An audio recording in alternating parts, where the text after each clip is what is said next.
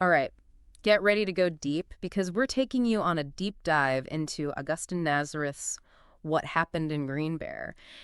And trust me, this isn't your average mystery Oh, novel. absolutely not. This one's got layers, secrets lurking around every corner, and you know you sent us quite the case file for this deep dive. Yeah. Character descriptions, that gripping scene from the first chapter, is like Nazareth took the idea of a picture-perfect town and said, let's see what happens when we pull back the curtain. Right from the start, you get this feeling that something's not quite right in Green Bear. Like everyone's got something to hide. Which, let's be honest, makes for a captivating read. Wouldn't you say? Absolutely. And speaking of hidden depths, we've got to talk about those Baxter sisters, Jody and Summer. Oh yeah, those two. Talk about complicated. On the surface, they seem like typical sisters, but Nazareth drops these little hints, these details about Jody especially, that make you wonder what's really going on beneath the surface. Like, she's described as alluring, almost magnetic, but also incredibly possessive, especially when it comes to her sister Ngiti.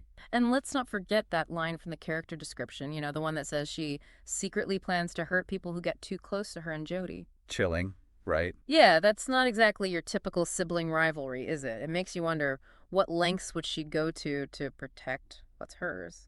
Makes you think twice about crossing her, that's for sure. For sure. Then there's Summer, completely devoted to her sister. Maybe even a little too devoted if you ask me. Uh-huh. But at the same time, she's got this strong sense of right and wrong. So how does someone like that get caught up in something as dark as what unfolds in Green Bear? Good question.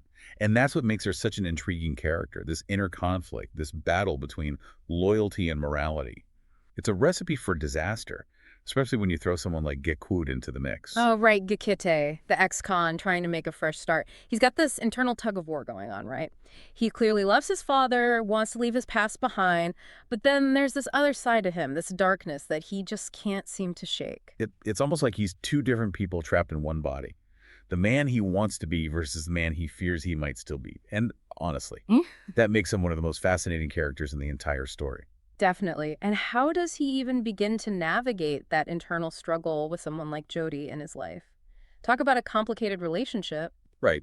She's not exactly the picture of stability, is she? Plus, you've got their friends. Paige and Toby, the seemingly perfect couple, and then there's Bryce and Kylie tangled up in this whole web of relationships. It's a lot to keep track of, for sure. But you're right, in a story like this, even those seemingly minor characters can hold the key to unlocking the bigger mystery. Exactly. Every detail, every relationship, every secret, they all play a part in the larger narrative. And speaking of details, we can't forget about that ritual in the woods. Oh man, that scene. Right, from a Halloween party to that. It's so creepy, so unsettling, and it really sets the tone for the entire story. It makes you wonder what Nazareth is trying to tell us. Is it symbolic? Is it a window into Gate's past? Or is it something else entirely? Yeah, it's like he's giving us this glimpse into something primal, something ancient, and it's terrifying. Yeah. Talk about an effective way to kick off a story. It's like he's saying, buckle up, folks, because things are about to get dark. Really dark. Yeah. So we've got this whole group, all with their own secrets simmering under the surface. They come together at Jody's for this Halloween party, and you can just feel the tension. Right? Oh, absolutely. It's like Nazareth intentionally crafted this atmosphere of anticipation, like you're walking on eggshells waiting for the other shoe to drop. Exactly. And boy, does that shoe drop hard when Toby Williams turns up dead. Talk about a gut punch. Yeah. 1 minute you're reading about party decorations, and the next, murder. And the way Nazareth describes Summer finding the body, it's brutal, raw. You're right there with her in that moment of pure terror. But then, just when you think things can't get any worse, Bryce is found, practically on death's door. right, totally changes the game. Exactly. Suddenly, it's not just one victim, it's two.